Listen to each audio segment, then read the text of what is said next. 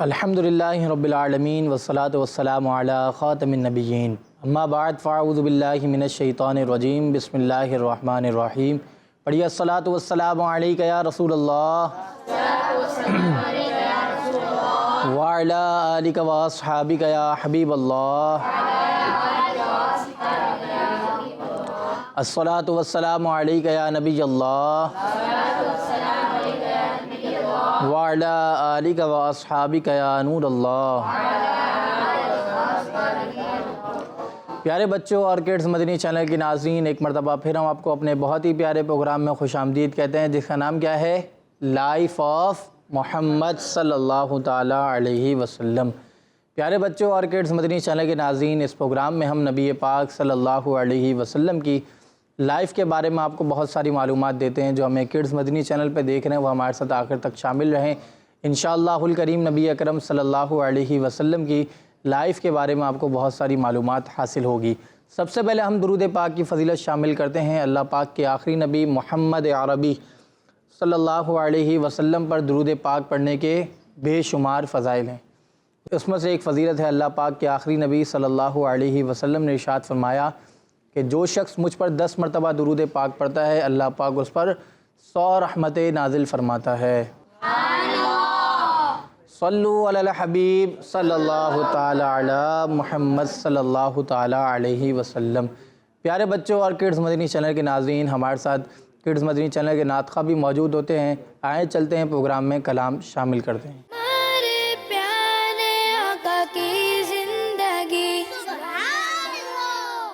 پیارے بچوں اور کڈز مدنی چینل کے ناظرین، ہمارے ساتھ کڈز مدنی چینل کے نعت خواہ موجود ہیں۔ چلتے ہیں ان کی جانب۔ السلام علیکم ورحمۃ اللہ وبرکاتہ۔ وعلیکم السلام ورحمۃ اللہ وبرکاتہ۔ کیسے ہیں؟ خیریت؟ الحمدللہ۔ کون سا سنا؟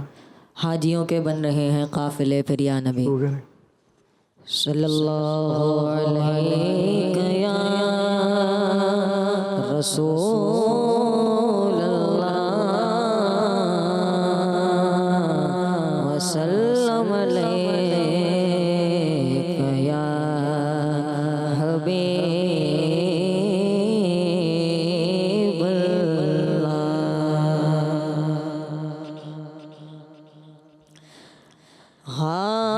حاجیوں کے بن رہے ہیں قافلے پھر یا نبی،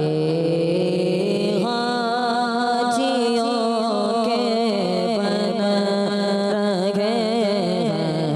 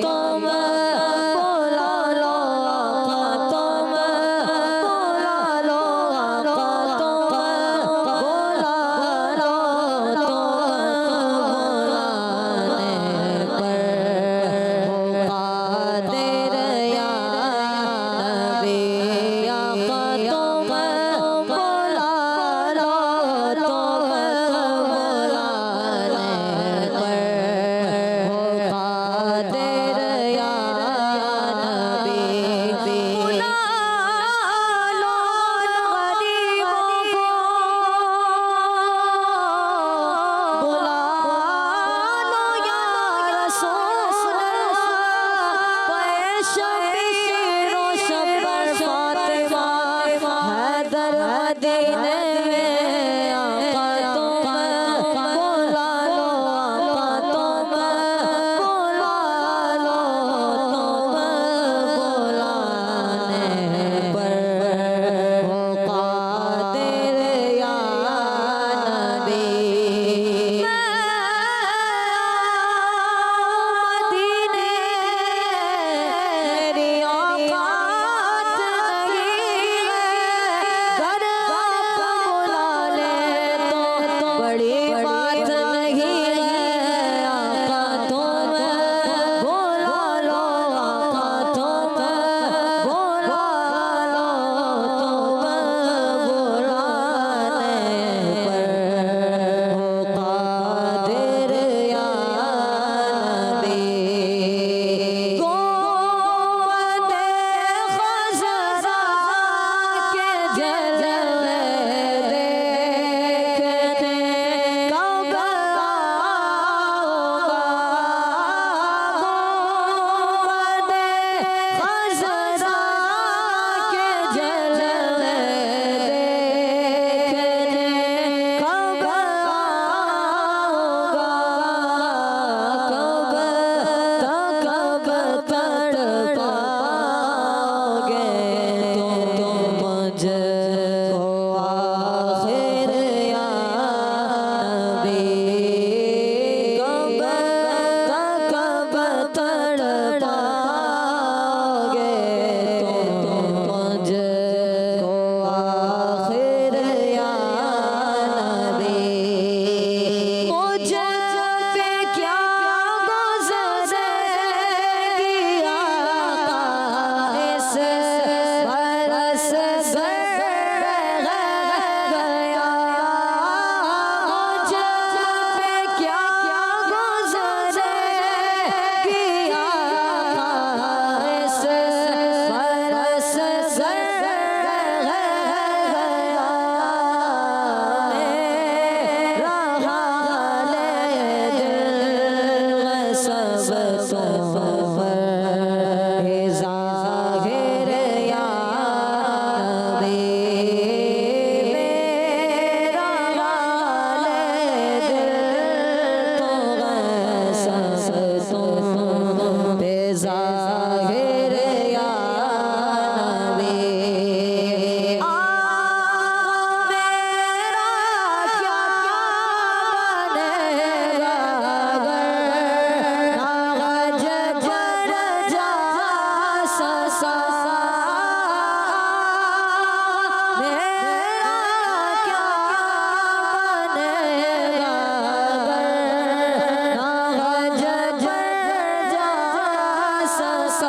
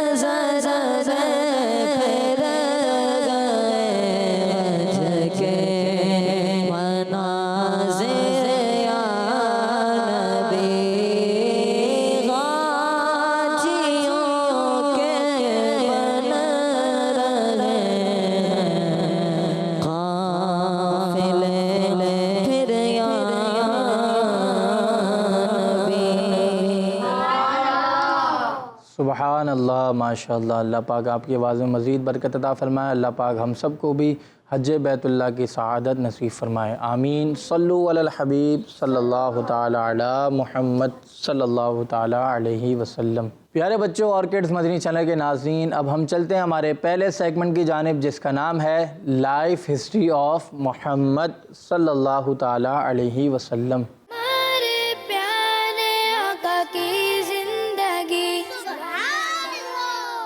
پیارے بچوں اور کڈز مدنی چینل کے ناظرین، اس سیگمنٹ میں ہم ایک نبی پاک صلی اللہ علیہ وسلم کا آپ کو ایک واقعہ بتاتے ہیں۔ کیا بتاتے ہیں؟ پیارے بچوں، آج ہم نبی پاک صلی اللہ علیہ وسلم کے حجۃ الوداع کے بارے میں سنیں گے، اور ان باتوں میں ہمارے لیے جو باتیں سیکھنے کی ہیں پھر اس پر بات کریں گے انشاءاللہ۔ پیارے بچوں، اللہ پاک کے آخری نبی صلی اللہ علیہ وسلم نے اپنے اس مبارک حج میں مختلف خطبے ارشاد فرمائے۔ جو حجۃ الوداع تھا اس میں مختلف خطبے ارشاد فرمائے۔ عرفات کے ساتھ منی میں بھی آپ صلی اللہ علیہ وسلم نے ایک خطبہ ارشاد فرمایا، جس میں عرفات کے خطبے کی طرح بہت سے مسائل اور احکام بیان فرمائے۔ پھر آپ صلی اللہ علیہ وسلم قربان گاہ کی طرف تشریف لے گئے۔ قربانی کے 100 اونٹوں میں سے کچھ کو اپنے ہاتھ سے قربان فرمایا، اور باقی حضرت علی رضی اللہ عنہ کو نہر کرنے کا حکم دے دیا۔ قربانی کے بعد آپ صلی اللہ علیہ وسلم نے سر کے بال اتروائے۔ ان باتوں کا کچھ حصہ حضرت ابو طلحہ انصاری رضی اللہ عنہ کو عطا فرمایا، اور باقی موئے مبارک مسلمانوں میں تقسیم فرمانے کا حکم دے دیا۔ پھر آپ صلی اللہ علیہ وسلم زمزم کے کنویں پر تشریف لائے اور زمزم پیا، پھر الوداعی طواف کر کے مہاجرین و انصار صحابہ کرام رضی اللہ عنہم کے ساتھ مدینہ منورہ تشریف لے گئے۔ پیارے بچوں، آپ نے پیارے نبی صلی اللہ علیہ وسلم کے حجۃ الوداع کے تذکرے میں سنا کہ آپ صلی اللہ علیہ وسلم نے اونٹ قربان فرمائے۔ کیا سنا کہ اونٹ نہر فرمائے؟ پیارے بچوں، یہ بات آپ کے لیے دلچسپی ہوگی، جانور بھی اس بات سے خوشی محسوس کرتے تھے کہ پیارے آقا صلی اللہ علیہ وسلم انہیں اپنے ہاتھ سے قربان کریں۔ جانور بھی خوشی محسوس کرتے تھے کہ نبی پاک صلی اللہ علیہ وسلم اپنے ہاتھ سے انہیں قربان کریں۔ جیسا کہ ایک مرتبہ عید الاضحیٰ کے موقع پر رسول اللہ صلی اللہ علیہ وسلم نے جن اونٹوں کو اپنے مبارک ہاتھ سے قربان فرمایا، ان میں سے ہر ایک کی یہ خواہش تھی کہ مجھے یہ شرف دوسروں سے پہلے حاصل ہو۔ ایک صحابی رضی اللہ عنہ فرماتے ہیں کہ سرکار صلی اللہ علیہ وسلم کی خدمت میں 5 یا 6 اونٹ قربانی کے لیے پیش کیے گئے۔ کتنے اونٹ؟ 5 یا 6 اونٹ نہر کے لیے پیش کیے گئے۔ تو وہ اپنے کو حضور صلی اللہ علیہ وسلم کے آگے کرنے لگے کہ آپ کس سے آغاز فرماتے ہیں، یعنی ہر اونٹ چاہتا تھا کہ حضور صلی اللہ علیہ وسلم میری قربانی پہلے کریں اور آپ کے ہاتھ سے قربان ہونے کا شرف مجھے حاصل ہو، اس لیے ہر ایک اپنی گردن پیش کرتا تھا۔ یعنی نبی پاک صلی اللہ علیہ وسلم کے پاس جب یہ اونٹ پیش کیے گئے تو ہر ایک کی خواہش تھی کہ پہلے مجھے نہر فرمائیں۔ پیارے بچوں، پیارے نبی صلی اللہ علیہ وسلم کے حجۃ الوداع کے تذکرے میں آپ نے یہ بھی سنا کہ ہمارے پیارے آقا صلی اللہ علیہ وسلم نے اپنے سر کے بال مبارک، جنہیں منہ مبارک بھی کہا جاتا ہے، انہیں مسلمانوں میں تقسیم فرمانے کا حکم فرمایا، کہ منہ مبارک مسلمانوں میں تقسیم فرمانے کا حکم فرمایا۔ پیارے بچوں، ان منہ مبارک کی خاص بات یہ بھی ہے کہ یہ بڑھتے ہی رہتے ہیں۔ کیا خاص بات ہے؟ کہ یہ منہ مبارک جو ہے یہ ابھی بھی بڑھتے رہتے ہیں۔ اگر آپ کے کسی جاننے والے کے پاس ہو تو آپ ان کے پاس دیکھیں گے، اگر اس نے ایک بال ان کے پاس تھا تو اب 2 3 4 ہو گئے ہوں گے۔ اس طرح منہ مبارک جو ہوتے ہیں وہ بڑھتے جاتے ہیں، اور الحمدللہ دنیا بھر میں کئی خوش نصیب عاشقان رسول کے پاس آپ صلی اللہ علیہ وسلم کے منہ مبارک موجود ہیں، جن کی زیارت کروائی جاتی ہے اور ان مبارک بالوں سے برکتیں بھی حاصل کی جاتی ہیں۔ عظیم عاشق رسول حضرت احمد بن حنبل رحمۃ اللہ علیہ کے پاس حضور صلی اللہ علیہ وسلم کا ایک منہ مبارک تھا. کتنا تھا؟ ایک منہ مبارک تھا. آپ منہ مبارک کو کبھی اپنے ہونٹوں پر رکھ کر چومتے، کبھی آنکھوں پر رکھتے، اور بیماری کی حالت میں منہ مبارک کو پانی میں ڈال کر اس برکت والے پانی کو پیتے اور شفا حاصل کرتے تھے. تو پیارے بچوں اور کڈز مدنی چینل کے ناظرین، منہ مبارک کی بھی بہت برکتیں ہیں. اگر آپ بیمار ہیں تو آپ نے سنا کہ امام احمد بن حنبل بہت بڑے بزرگ، اور ان کا کیا طریقہ کار تھا کہ آپ کے پاس ایک منہ مبارک تھا اور آپ منہ مبارک کو کبھی ہونٹوں سے لگاتے، تو کبھی آنکھوں پر لگاتے، اور کبھی کیا کرتے جب آپ بیمار ہو جاتے تو منہ مبارک کو پانی میں ڈال کر اس پانی کو برکت کی نیت سے، شفا کی نیت سے پیتے تو اللہ پاک انہیں شفا عطا فرماتا. تو ہمیں بھی چاہیے کہ ان منہ مبارک سے برکتیں بھی حاصل کریں. جن کے پاس منہ مبارک ہوں وہ ان کے پاس منہ مبارک کے پاس جائیں، دعائیں مانگیں. انشاءاللہ اللہ پاک کی رحمت سے امید ہے کہ آپ کی دعائیں بھی قبول ہوں گی انشاءاللہ الکریم. اللہ پاک سے دعا ہے کہ اللہ پاک ہمیں حضور اکرم صلی اللہ علیہ وسلم کی سیرت پر عمل کرنے اور حضور اکرم صلی اللہ علیہ وسلم کا فیضان بھی نصیب فرمائے، ان کی برکتیں بھی نصیب فرمائے، اور حضور اکرم صلی اللہ علیہ وسلم کی منہ مبارک کی ہمیں زیارت بھی نصیب فرمائے. آمین. صلو علی الحبیب صلی اللہ تعالی علی محمد صلی اللہ تعالی علیہ وسلم. پیارے بچوں اور کڈز مدنی چینل کے ناظرین، اب ہم چلتے ہیں ہمارے دوسرے سیگمنٹ کی جانب، جس کا نام ہے حل صرف ایک ہے. ہمارے پیارے آقا کی زندگی. پیارے بچوں اور کڈز مدنی چینل کے ناظرین، آج کے اس سیگمنٹ میں ہم دو چیزوں کے بارے میں بات کریں گے. نمبر 1 ڈکار اور نمبر 2 چھینک. پیارے بچوں، چھینک انسانی جسم کے لیے بڑی اہمیت رکھتی ہے. سائنسی تحقیق کے مطابق جب ہمیں چھینک آتی ہے تو ناک میں موجود بیکٹیریا اور وائرس باہر نکلتے ہیں اور ہمارا جسم جراثیم سے پاک ہو جاتا ہے. اور پیارے بچوں، ڈکار جب آتی ہے جب ہمارا کھانا صحیح سے ہضم نہ ہو رہا ہو. ڈکار آنا کھانا ہضم ہونے کی علامت نہیں ہے، بلکہ ڈکار ایک طرح کی گیس ہوتی ہے. یہ جب نکلتی ہے تو پیٹ میں کچھ جگہ بنتی ہے. پیارے بچوں، عام طور پر یہ بات دیکھنے کو ملتی ہے کہ جب کسی کو ڈکار آتی ہے تو وہ آواز کے ساتھ ڈکار لیتا ہے. اسی طرح چھینک آنے پر بھی کچھ لوگ زوردار آواز کے ساتھ چھینکتے ہیں. حالانکہ پیارے بچوں، زور سے ڈکار لینا یا پھر اونچی آواز کے ساتھ چھینکنا کوئی اچھی بات نہیں ہے، بلکہ یہ بیڈ مینرز کہلاتے ہیں. اور وہ لوگ جو اس طرح کرتے ہیں انہیں اچھی نگاہ سے نہیں دیکھا جاتا. بچوں، ہمارا پیارا دین اسلام ہمیں گڈ مینر سکھاتے ہوئے یہ تعلیم دیتا ہے کہ جب کبھی ڈکار آئے یا چھینک آئے تو ہمیں آواز کو کم سے کم رکھنے کی کوشش کرنی چاہیے. اللہ پاک کے آخری نبی صلی اللہ علیہ وسلم ارشاد فرماتے ہیں، کسی کو ڈکار یا چھینک آئے تو آواز بلند نہ کرے کہ شیطان کو یہ بات پسند ہے کہ ان میں آواز بلند کی جائے. پیارے بچوں، اگر آپ ایک اچھی اور گڈ مینرز والی زندگی گزارنا چاہتے ہیں، اگر آپ چاہتے ہیں کہ لوگوں میں آپ کی عزت ہو، سب آپ کی تعریف کریں، تو اس کے لیے آپ کو چاہیے کہ دینی باتوں پر دل و جان سے عمل کریں. اسی میں ہماری دنیا کی بھی کامیابی ہے اور آخرت کی بھی کامیابی ہے. پیارے بچوں، چھینک کا ذکر ہو تو کیا کوئی یہ بتا سکتا ہے کہ چھینک آنے پر کیا کہنا چاہیے؟ جی، الحمدللہ کہنا چاہیے.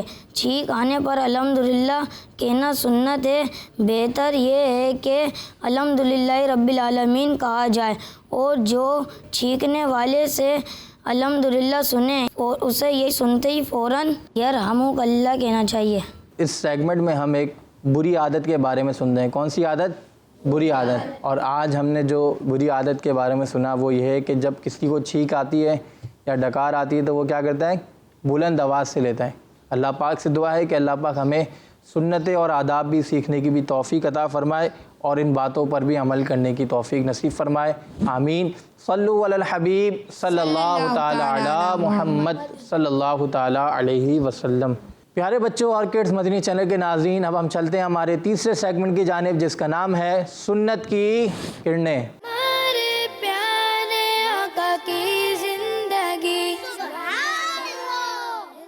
پیارے بچوں اور کڈز مدنی چینل کے ناظرین، آج ہم حضور پاک صلی اللہ علیہ وسلم کی جس سنت کے بارے میں بات کریں گے وہ سنت ہے عیادت کرنا۔ کیا کرنا؟ عیادت کرنا۔